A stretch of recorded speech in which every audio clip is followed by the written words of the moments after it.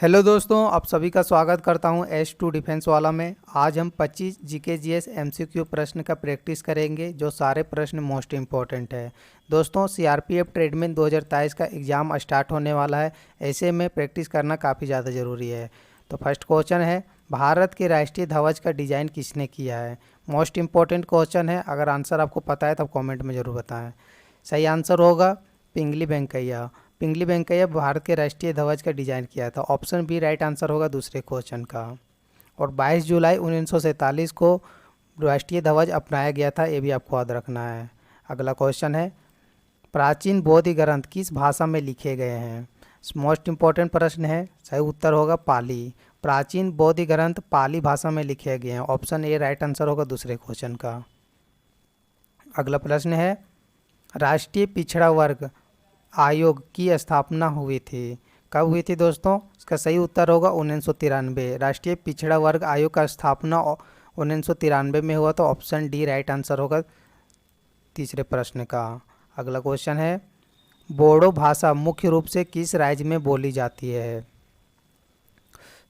Right answer होगा असम। बोडो भाषा मुख्य रूप से असम राज्य में बोली जाती है। ऑप्शन ए राइट आंसर होगा चौथे प्रश्न का। अगला क्वेश्चन है, कौन सा देश दुनिया का सबसे बड़ा लोकतंत्र है? दोस्तों, मोस्ट इम्पॉर्टेंट क्वेश्चन है। सही उत्तर होगा भारत। दोस्तों, भारत दुनिया का सबसे बड़ा लोकतंत्र देश है। ऑप्शन सी राइट आंसर होगा पाँचवें क्वेश्चन का। और दोस्तों, भारत का संविधान सबसे बड़ा संविधान है, ये भी आपको इम्पोर्टेंट नोट करके रखना है। अगला क्वेश्चन है, भारत की किस राज्य की तटरेखा सबसे लंबी है? वो इम्पॉर्टेंट प्रश्न है। सही उत्तर होगा गुजरात। गुजरात राज्य की तटरेखा भारत की सबसे लंबी तटरेखा। ऑप्शन डी राइट आंसर होगा छठे प्रश्न का। अगला क्वेश्चन है, काली मिट्टी और किस नाम से जानी जाती है? दोस्तों, इससे पहले मैं 4 प्रैक्टिस सेट और करवा चुका हूं। अगर आप उस वीडियो को नहीं देखें तो मैं इसका लिंक डिस्क्रिप्शन में डाल दूं, आप वहां से जाके पूरा वीडियो को देख लें। सारे प्रश्न मोस्ट इंपॉर्टेंट है, एग्जाम के बेसिस पर मैंने तैयार किया है। तो इसका सही आंसर होगा रेगुर मिट्टी। काली मिट्टी का दूसरा नाम है रेगुर मिट्टी। ऑप्शन डी राइट आंसर होगा सातवें क्वेश्चन का। अगला प्रश्न है, भारत के किस राज्य पर अहोम वंश का शासन था? दोस्तों, राइट आंसर होगा असम। असम राज्य में अहोम वंश का शासन था। ऑप्शन ए राइट आंसर होगा आठवें क्वेश्चन का। अगला क्वेश्चन है, पाक जल संधि भारत के किस देश से अलग करती है? दोस्तों, 90% स्टूडेंट हमेशा आंसर करते हैं पाकिस्तान, जो गलत आंसर है। इसका सही उत्तर होगा श्रीलंका। पाक जल संधि भारत को श्रीलंका देश से अलग करती है। ऑप्शन डी राइट आंसर होगा 9वें क्वेश्चन का। अगला प्रश्न है, उत्तर और दक्षिण भारत को कौन सी पर्वत श्रृंखला पृथक करती है? दोस्तों, पृथक का मतलब होता है अलग करना, तो आपको आंसर बताना है उत्तर और दक्षिण भारत को कौन सी पर्वत श्रृंखला अलग करती है। इसका सही उत्तर होगा विंध्य श्रृंखला। विंध्य श्रृंखला दोस्तों भारत के उत्तर और दक्षिण भारत को अलग करती है। ऑप्शन सी राइट आंसर होगा 10वें क्वेश्चन का। अगला प्रश्न है, भारत ने किस पड़ोसी देश के साथ पंचशील समझौते पर हस्ताक्षर किए थे? मोस्ट इम्पॉर्टेंट क्वेश्चन है दोस्तों। इसका सही उत्तर होगा चीन। भारत ने पड़ोसी चीन देश के साथ पंचशील समझौते पर हस्ताक्षर किया था। ऑप्शन बी राइट आंसर होगा 11वें प्रश्न का।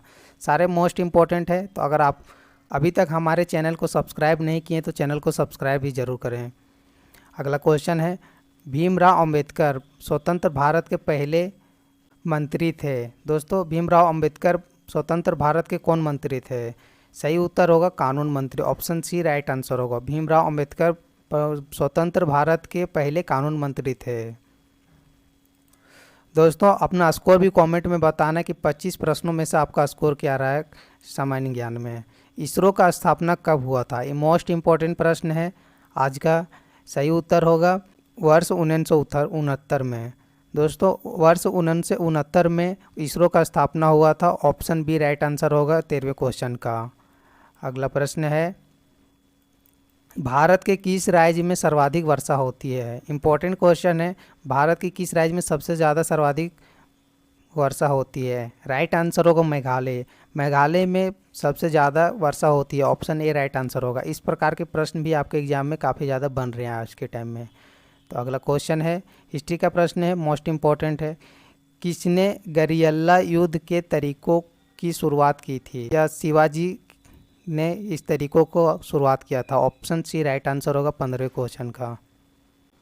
अगला क्वेश्चन है मोस्ट इम्पॉर्टेंट, दूध दही में कौन सा अम्ल पाया जाता है?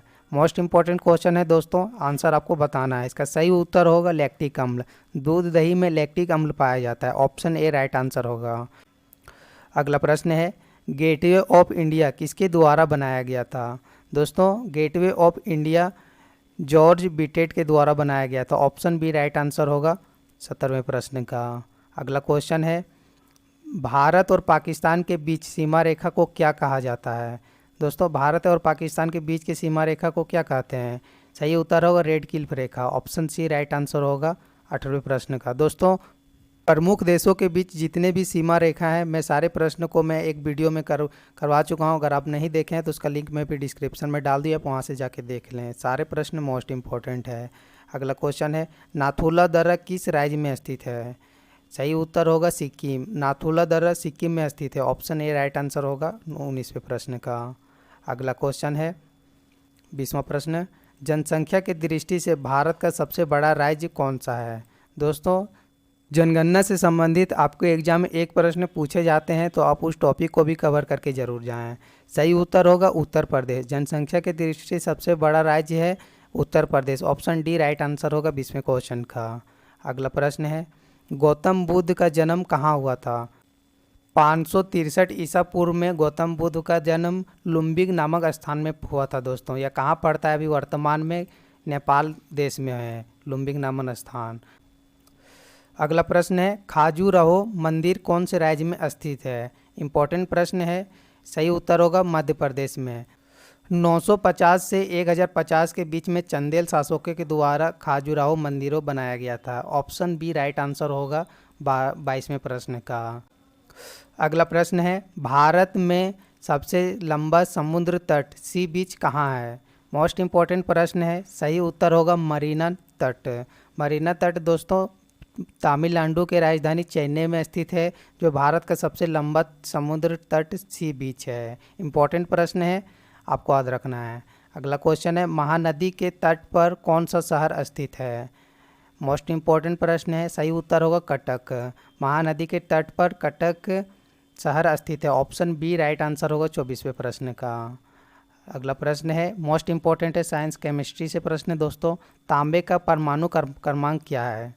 दोस्तों तांबे का परमाणु क्रमांक है 29, ऑप्शन डी राइट आंसर होगा 25वें क्वेश्चन का।